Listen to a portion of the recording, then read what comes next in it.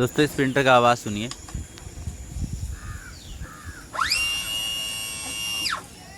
और ये red light blinking. Actually में ये प्रॉब्लम इसलिए आती है, इसमें जो लेफ़्ट साइड में जो छोटा मोटर होता है जो डिस्क सेंसर की पूरी यूनिट को चलाता है, उसका जब बेल्ट टूट जाता है ना, तब ये प्रॉब्लम आती है। या तो उसका बेल्ट घिस गया होगा, तब ये प्रॉब्लम आती है।